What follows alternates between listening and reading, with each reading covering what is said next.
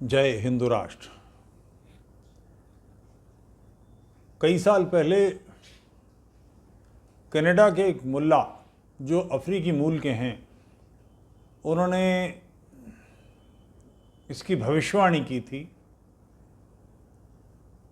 कि इस्लाम छोड़ने वालों की, दीन छोड़ने वालों की सुनामी आने को है। और इसका इलाज उन्होंने ये बताया था कि कुरान की तरफ लौटो।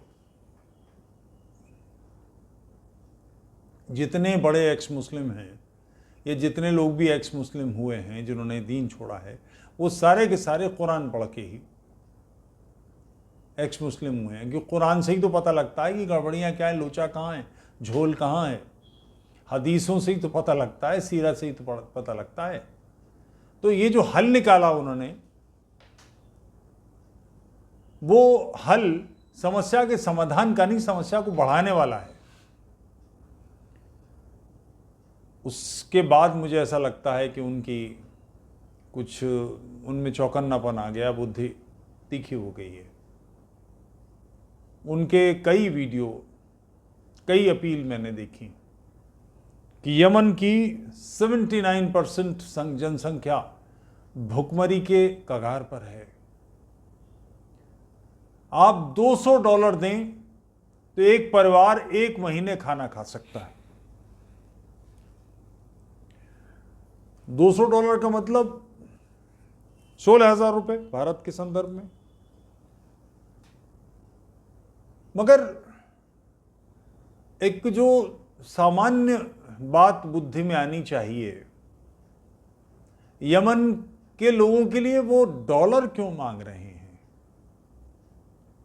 उन्हें रियाल कहना चाहिए, उन्हें दीनार कहना चाहिए, उन्हें दिरहम कहना चाहिए।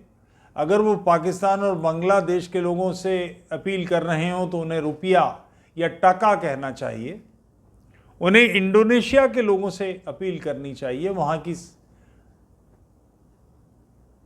करेंसी में बात करनी चाहिए। उन्हें मलेशिया के मुस्लिम लोगों से, इंडोनेशिया संसार में सबसे बड़ी मुस्लिम जनसंख्या का राष्ट्र है, वो किसी से अपील नहीं कर रहे, वो डॉलर मांग रहे हैं। क्यों? डॉलर जिस देश में चलता है या जिन जिन देशों में चलता है, क्योंकि डॉलर सिंगापुर में भी है, क्षमा करेंगे, ऑस्ट्रेलिया में भी है, कनाडा के में भी है, अमेरिका में भी है, वो इनसे अपील क्यों कर रहे हैं? इनसे क्या लेना देना? ये मुल्ला बहुत तेज है, ये इन लोगों को उल्लू का पट्टा समझता है, इन्हें मोतिया समझता है, इन्हें मोतिया बनाने के चक्कर में है। संसार के सबसे धनी परिवारों में से एक, कतर के शेख, सऊदी अरब के लोग, इनसे नहीं कह रहा कुछ भी। यमन के लोगों के लिए ईरान की सरकार से नहीं कह रहा। किनसे मांग रहा है? काफिरों से। किनसे मांग रहा है? मुशरिकों से। क्यों? कुरान में इसकी बातें हैं, इस्लाम में ये बातें हैं कि अल्लाह एक है, मोहम्मद उसका पैगंबर है, कुरान उसकी किताब है। दिन में 5 वक्त मुसलमानों को नमाज पढ़ना फ़र्ज़ है। वैसे तो कुछ अजीब व गरीब सी बातें हैं कि अल्लाह मियाँ से मिले थे तो 500 नमाजें अल्लाह मियाँ ने दी थी, फिर वापस किसी फरिश्ते ने बदकाया, जाने क्या हुआ, लौट के गए, कम कराईं तो 50 कराईं, फिर लौट के गए तो कम कराईं, फिर 5 कराईं। 500, चलिए 50 पे बात करते हैं। 50 नमाज। अपने घर से निकलना, मान लीजिए कि बिल्कुल करीब में है, 5 मिनट की दूरी पर या 10 मिनट की दूरी पर मस्जिद है। लौटकर मस्जिद से वापस आना तो 5 मिनट या 10 मिनट की दूरी। 10-10, 20 और 10-30, 15 मिनट का औसत किए लेते हैं। हाथ पैर धोने, वो एक अजीब व गरीब कान में उंगली डाल, यूं कर, और गीले हाथ सिर पे फेर और नाक में यूं कर, वैसा वो साधारण हाथ पैर धोना नहीं है, पूरी एक लौझड़बाजी है जिसे लखनऊ की ज़बान में कहा जाए। वो सब करे 20-25 मिनट। 25 मिनट और 15 मिनट यानी 40 मिनट। 50 नमाजें। 40 इंटू 50, 400, 4 पंजे 20, 2000 मिनट। एक क्षण दे, मैं कैलकुलेटर लेके कैलकुलेट करता हूँ। सब ज़रा सा उठाएंगे, पहली वाली अलमारी ये खोलिए ड्रॉज, इसमें ऊपर ही पड़ा है कैलकुलेटर। एक क्षण,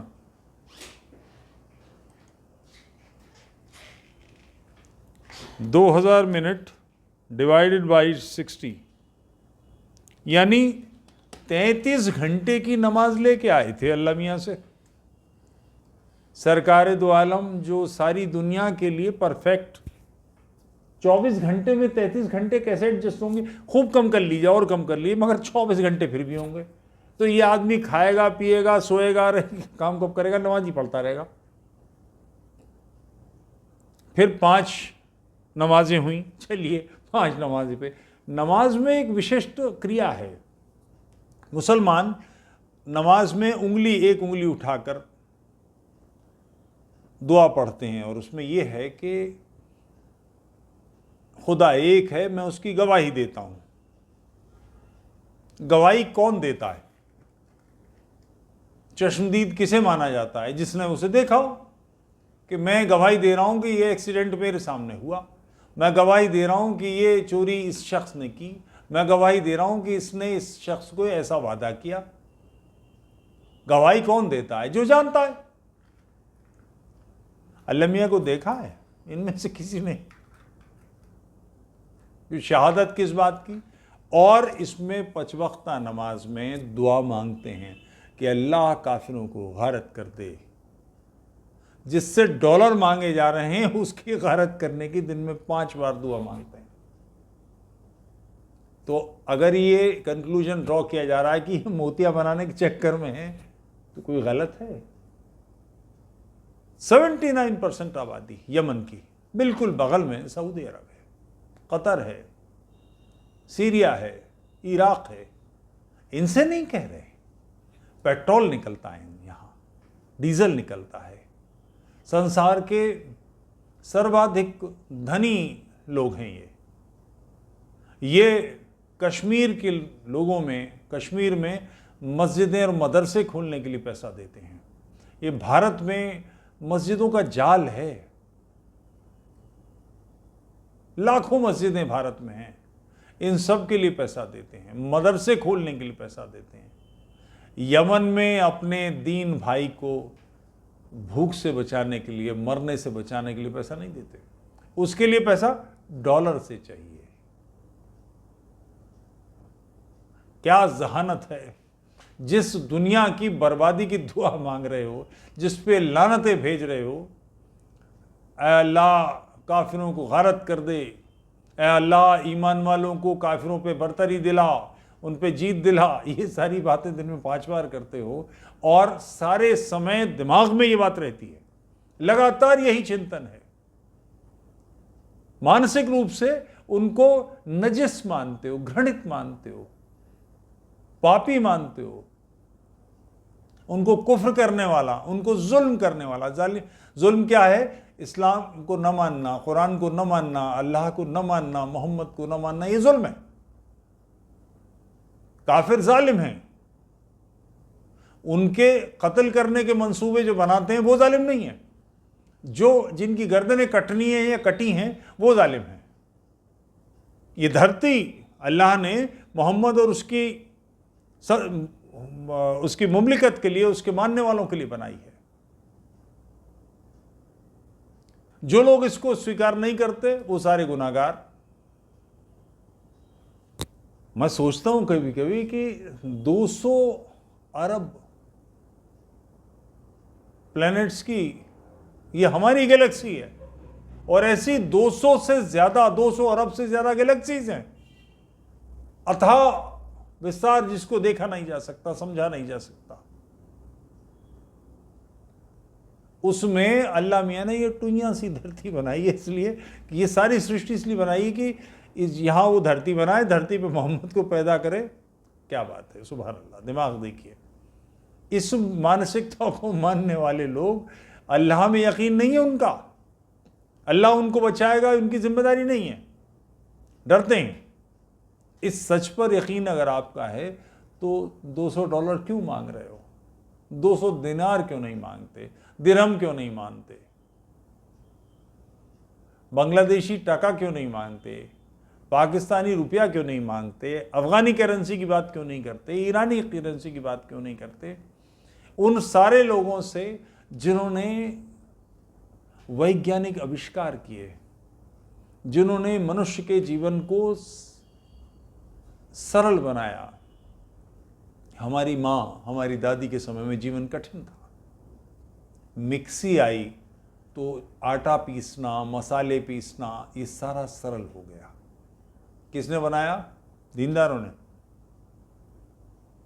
गैस आई, लकड़ी, कोयला, बुरादा, इन सब के चूल्हे, अंगीठियाँ चलती थीं, उसकी जगह गैस का इस्तेमाल हुआ। गैस किसने खोजी? निकली कहाँ से अलग बात है, मगर खोजी किसने? गोरों ने, जिन पे लानतें भेजते हैं, जिन पर 5 वक्ता नमाज में कोसते हैं जिनको कि इनके कीड़े पड़ जाएं, ये मर जाएं, बर्बाद हो जाएं, अल्लाह इस्लाम को बरतरी दे। उन्होंने दुनिया को सहज बनाया। गैस के चूल्हे किसने बनाए? लोगों को अब ध्यान भी नहीं होगा कि पहले एक चीज़ होती थी फूकनी, गोल लोहे की, और उसमें फूंक मारी जाती थी जिससे आंच पर राख हटती थी और उसको दहकाया जाता था। अब उसका इस्तेमाल नहीं होता, ख़त्म हो चुकी है वो, क्योंकि उसकी ज़रूरत नहीं रही। चक्की की ज़रूरत नहीं रही, घरों में अब चक्की नहीं होती। अगर चक्की आपको ढूंढनी हो, बल्कि अब तो घरों में सिलबट्टे नहीं होते, क्योंकि पीसने का काम मिक्सी करती है। संसार की सबसे बड़ी रसोई अमृतसर में गुरु स्वर्ण मंदिर में है, जहां आटा ऑटोमेटिक मशीनों से बनता है, रोटियां बिलती हैं, पेड़े बनाए जाते हैं, रोटियां बिलती हैं, सिकती हैं और उसके बाद नीचे आती हैं उतर के। सबसे बड़ी रसोई जो रोज लाखों लोगों को खाना खिलाती है। इनके जीवन सहज किसने किए? इनके कामों से परिश्रम किसने कम किया? पहले अगर जाना हो किसी समय तो घोड़ों का, बैलगाड़ियों का इस्तेमाल करना पड़ता था। अब गाड़ियां आ गई, सहजता आ गई जीवन में। इंजन किसने बनाए? ये वो लोग हैं जो काफिर हैं इनके लिए। ये वो लोग हैं जिन पर लानत भेजने की मानसिकता लगातार चल रही है, और उस जिन पर लानतें भेज रहे हैं उनसे ही कह रहे हैं, ये जो अल्लाह की मुमलिकत है, जो अल्लाह के महबूब के मानने वाले हैं, इनकी तबीयत हरी हो गई है। 79%। कल्पना कर सकते हैं कि उस देश का क्या हाल है। और आपस में भी, क्योंकि यमन में हौती लोग हैं जो सऊदी अरब के ख़िलाफ़ ऊधम मचाते रहते हैं, शिया हैं वो लोग, तो इनकी ईरानी मदद कर दे, वो क्यों नहीं कर रहा?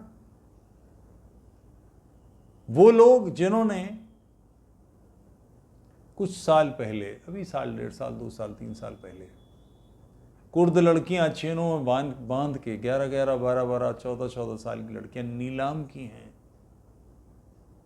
बड़े पैमाने पर रेप किए हैं। आदमी, लड़कियों को रेप करना तो छोड़, लड़कों को रेप किया है।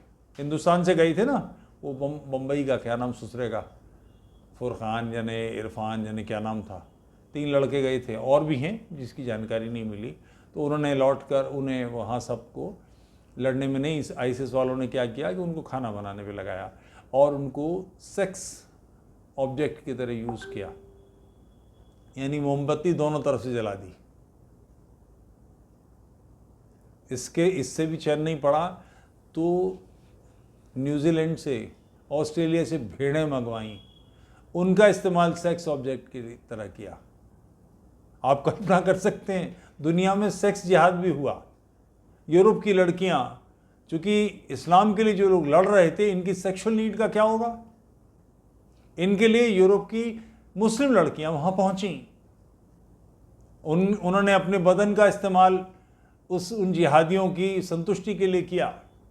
इस तेजस्वी सोच, ऐसी ज़बरदस्त मानसिकता कि लोगों को एक बार नहीं सूझा कि बगल में यमन में लोग मर रहे हैं। 79% एकदम से ख़त्म नहीं होता कि प्रोडक्शन ही ख़त्म हो गया, बिजनेस ही ख़त्म हो गया, सारा चौपट हो गया। ये बरसों दशकों का काम है, दशकों में ये हालत हुई है। कोई नहीं बोला, किसी को नहीं सूझा। हताश हो के मुल्ला को ये कहना पड़ा $200 में एक फैमिली का 1 महीने का खाना चल सकता है। एक फैमिली का 1 महीने का खाना यूरोप से मांगा जा रहा और इन पे लानतें भेजी जा रही हैं, इनको बुरा बताया जा रहा है। ये अपील क्यों की जा रही है? क्योंकि यूरोप के लोग भी भारत के हिंदुओं की तरह मोतियां हैं। जर्मनी की चांसलर ने एक लड़का, उसकी लाश तैरती हुई दिखाई गई और उसके बाद उन्होंने हाथ बाहें फैला फैला के कि हमें सोचना पड़ेगा कि हम क्या कर रहे हैं, अपने दरवाजे खोल दिए। तकरीबन कोई 8-10 लाख लोग जर्मनी में घुसेड़ दिए। क्या मिला? न्यू ईयर के दिन, न्यू ईयर की शाम में तकरीबन 5000 जर्मनी की लड़कियों के साथ में बलात्कार हुआ। और उन्होंने क्या कहा कि उन्होंने ये क्यों किया, जो पकड़े गए लोग, कि उन्होंने बहुत कम कपड़े पहने थे। आपने उन लोगों को अपने देश में बुलाया जो बहुत कम कपड़े पहने अगर किसी को देखते हैं, आपकी संस्कृति है, तो वो उसको तुरंत रेप करने के लायक मानते हैं, उसको सेक्स ऑब्जेक्ट समझते हैं। जर्मनी में अपनी उनकी संस्कृति है, अपनी मानसिकता है। ऐसे लोगों ने इटली का सत्यानाश कर दिया, फ्रांस का सत्यानाश कर दिया, ब्रिटेन का सत्यानाश कर दिया। उन सब लोगों को बुला लिया और उसके पीछे कारण क्या कि ये असहाय लोग हैं, निरुपाय लोग हैं, इनके पास साधन नहीं है। हम लोगों की जिम्मेदारी है, वाइट मैन्स बर्डन, सफ़ेद लोगों की जिम्मेदारी है।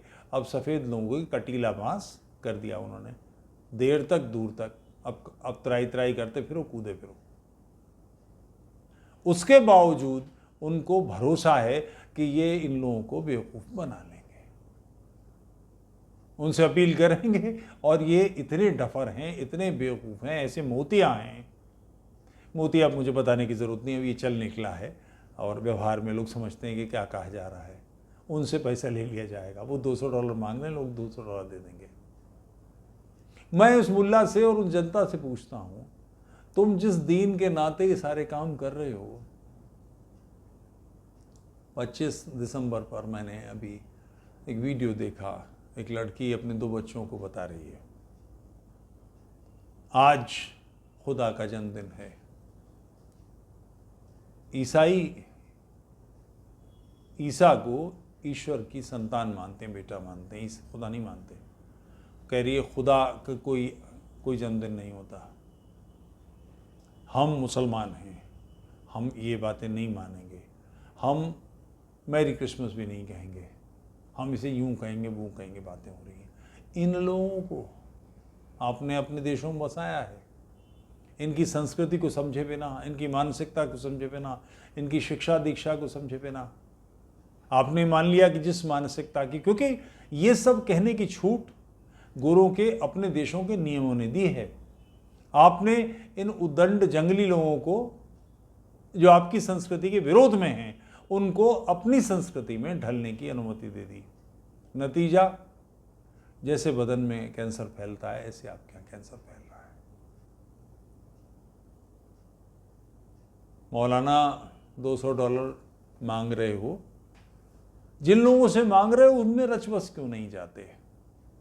उस मनुष्य को, मनुष्यता को सभ्य बनाने की दौड़ में जो लोग हैं, मनुष्यता का जीवन सरल करने के, मनुष्यों का जीवन सरल करने के काम जो कर रहे हैं, जो आविष्कार कर रहे हैं, डिस्कवरीज कर रहे हैं, इन्वेंशन कर रहे हैं, उन लोगों के पक्ष में क्यों नहीं आते? कुरान पढ़ो, वापसी दीन की तरफ जाओ। इस दीन ने दिया क्या है तुम्हें? ये बड़ा गंभीर सवाल है। शांति दूतों को समझना चाहिए कि वो जो चाहते हैं जिस संसार से, उसके बदले में देते क्या हैं?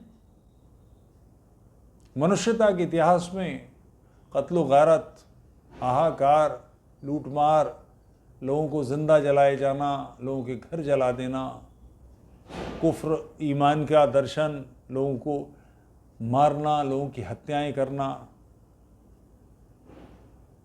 इसके अलावा कुछ दिया है? और ये कोई आज से नहीं चल रहा, इस्लाम के प्रारंभ से ये सब हो रहा है। बनु कुरैज़ा, बनु कैनुका, बनु नदीर वगैरह जो कबीले मारे यहूदियों के, जो मुशरिकों के साथ किया, काफिले लूटे, हत्याकांड के, उस मानसिकता से बाहर आए बगैर, इस मानसिकता की तो नतीजा है। और दीन छोड़ने वालों की एक भीड़ है। ये सर्वे हैं कि ईरान में 38% लोग मुसलमान कह रहे हैं अपने आप को, यानी 62% लोगों ने इस्लाम छोड़ दिया है। सऊदी अरब के लोग इस्लाम का जो मूल चिंतन है, कुरान, हदीस और सीरा, 14%, 70%, 16%, उसमें हदीस को तो सिरे से रद्द कर रहे हैं, सीरा को सिरे से रद्द कर रहे हैं कि ये मोहम्मद के 200 साल बाद लिखी गई हैं, इनका कोई मतलब नहीं। अब 14% कुरान बगैर हदीस के संदर्भ की खुलती नहीं है, और उसके अंदर भी इस तरह की ढेरों बातें हैं। उनको भी ये कह रहे हैं कि आधुनिक सभ्यता के हिसाब से हम इसकी व्याख्या करेंगे। तो आप ये उल्टे सीधे रास्तों पर क्यों मनुष्यों को चला रहे हो? अच्छे, सुंदर, सजीले, बाहर वाले क्षेत्र में क्यों नहीं आते? छोड़ो इस झंझट को, इससे बाहर निकलो। यही रास्ता है। अफगानिस्तान का जो हशर है, जो पाकिस्तान का हाल हो रहा है, जो यमन का हाल है, जो सीरिया का हाल है, जो इराक का हाल है, इससे समझ में नहीं आता ये दीन क्या दे रहा है। 78% जिस दिशा में जा रहे हैं, बाकी बचे हुए 22% जिस दिशा में जा रहे हैं, वो असभ्य मार्ग है, जंगली मार्ग है। इससे बाहर आओ, और नहीं आते तो तुम्हारी जिम्मेदारी, तुम्हारा ठेका सभ्य समाज का नहीं है। जिस बिल में घुसे हो उसी बिल में रहो।